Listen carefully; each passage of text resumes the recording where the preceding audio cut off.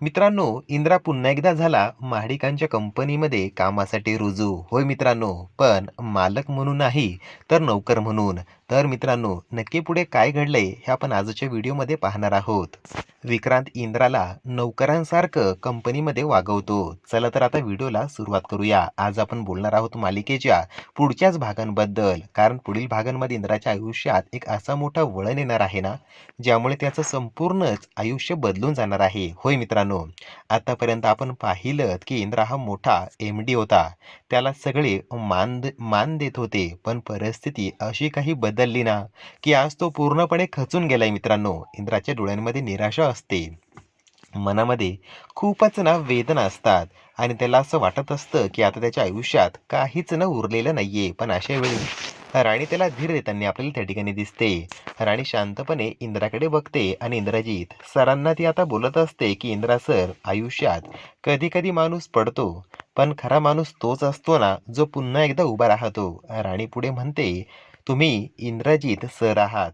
तुम्ही सगळं एका क्षणात हे सगळं मिळवलं होतं का? नाही ना. हळूहळू करूनच तुम्ही आज या मुकामपर्यंत पोहोचलेला आहे. त्यामुळे तुम्हाला पुन्हा एकदा नव्याने सुरू करायचं आहे. नव्याने उभं राहायचं आहे. अशक्य काहीच नाहीये. जर माणसाने ठरवलं ना इंद्रजित सर, तर तो कुठल्याही परिस्थितीत त्याला जे व्हायचं होतं ना, तो त्या गोष्टींपर्यंत पोहोचतोच. राणीच्या शब्दांनी इंद्रा थोडासा विचारात पडतो.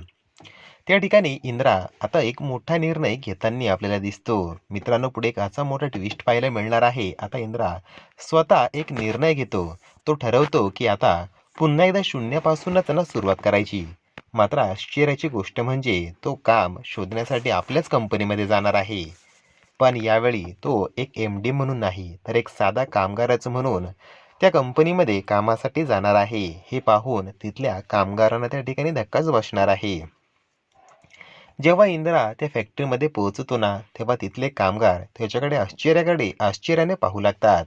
कारण ज्यांच्या आदेशावर आपण आतापर्यंत इथे काम केलं, आपल्यावरती या माणसाने हुकूम चालवला आणि आज तोच माणूस आपल्यामध्ये या साध्या कपड्यांमध्ये काम मागायला आलेला आहे. इंद्रा शांतपणे म्हणतो, मला कामाची गरज आहे. काहीही काम असेल तरीही मी करायला तयार आहे. आता विक्रांत हे सगळं वरून ऑफिसमधून बघत असतो.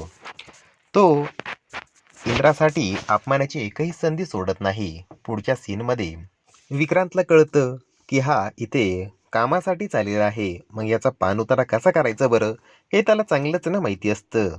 आता विक्रांत ऑफिसमधून बाहेर काचेच्या खिडकीतूनच इंद्राकडे बघत असतो आणि हसत असतो आणि बोलत असतो, इंद्रा, हीच आहे तुझी खरी जागा. तो मुद्दामच ना इंद्रावर खूप कामाचा बोजा टाकतो. तो दाखवत नाही, परंतु दुसऱ्यांच्याच मदतीने, गजाच्या मदतीने इंद्रावर तो खूपच ना कामाचा बोजा टाकताना आपल्याला दिसतो. तरीही इंद्रा न डगमगता, न खचता सगळी कामं करत असतो. कधी जड सामान उचलायला सांगतो, कधी मशीन साफ करायला सांगतो, कधी कामगारांसोबत दिवसभर उभा राहायला लावतो.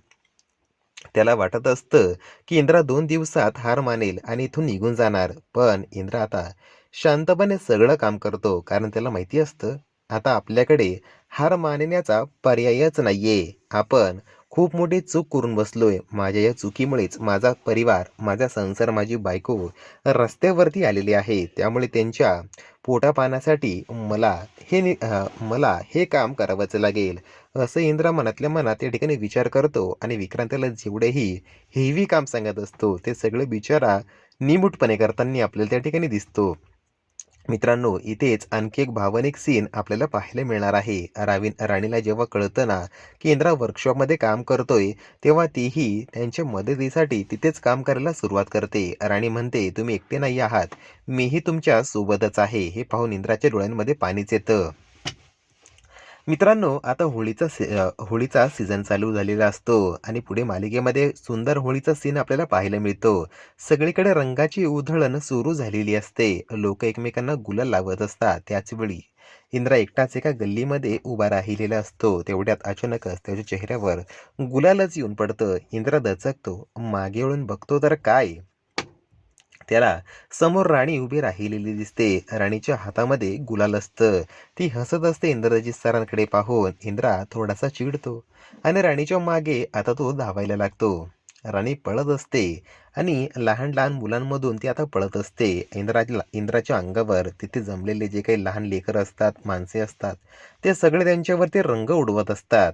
मात्र अशा परिस्थितीत ही राणी त्या गल्लीबोळातून पळत असते आणि शेवटी राणी पळत असताना इंद्रा त्याला पकडतोच. राणी एका भिंतीजवळ येऊन थांबते. इंद्रा तिच्या अगदी जवळ येतो.